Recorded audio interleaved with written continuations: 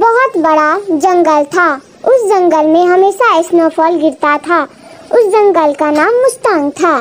तो चलिए, मुस्तांग के जंगल में टुनटुनी चिड़िया अपने 2 बच्चे के साथ रहती थी। जंगल में बारिश का मौसम शुरू हो गया था। 2 दिनों से मूसलाधार बारिश हो रही है।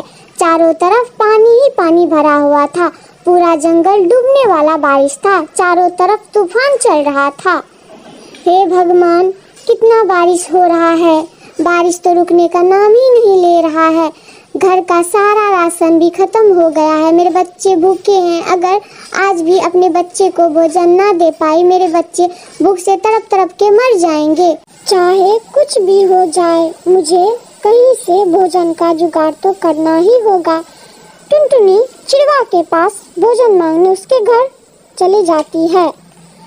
अरे चिड़वा भैया, दरवाजा खोलो, मेरे बच्चे भूखे हैं। बारिश में भोजन लाने नहीं जा पाई।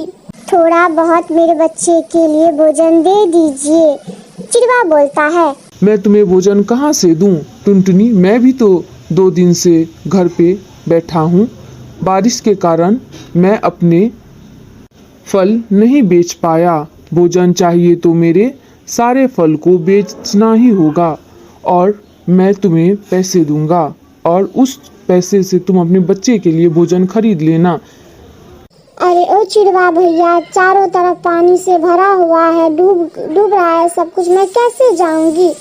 तुम अपने घर जाओ, अगर तुम्हें फल नहीं बेचना है तो। वैसे भी तुम्हारे बच्चे भूख से तड़प कर मर जाएंगे। मेरी मानो, बारिश का चिंता मत करो, अपने बच्चे का चिंता करो। सारे फलों को बेचने चली जाओ। बारिश का मौसम है, सारे फल हाथों हाथ बिक जाएंगे, चिड़िया बोलती है। ठीक है चिड़वा भैया, मैं चली जाती हूँ फल बेचने। टुनटुनी चिड़िया फल लेकर बारिश में बेचने के लिए निकल जाती है।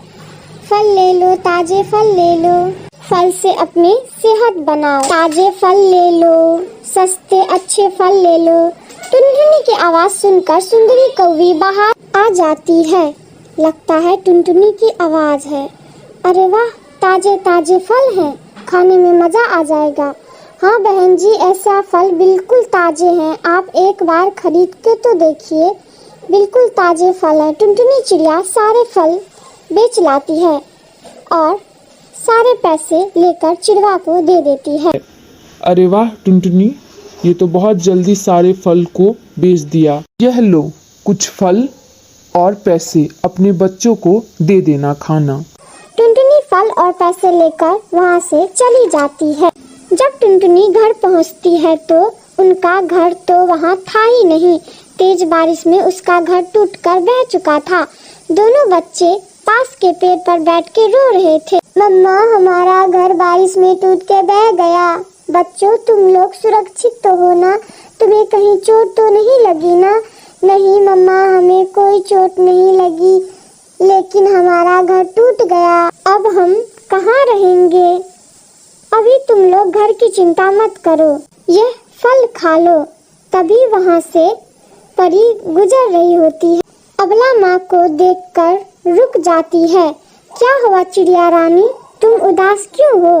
परी माँ, मेरा नाम टुनटुनी है, यह मेरे बच्चे हैं। बारिश में हमारा घर टूट गया है, अब हम बेसहारा हैं, हमारा घर पानी में बह गया। उस अबला माँ की बात सुनकर परी अपनी जादुई छड़ी से बीज देती है। टुनटुनी उस जादुई बीज को मिट्टी में दबा देती है। 7 दिन के बाद चिड़िया अपने बच्चे के साथ जादुई बीज के पास जाती है। उसे देखने कर आश्चर्यचकित रह जाती है। वहाँ पर एक सुंदर सा मिट्टी का महल बना हुआ रहता है।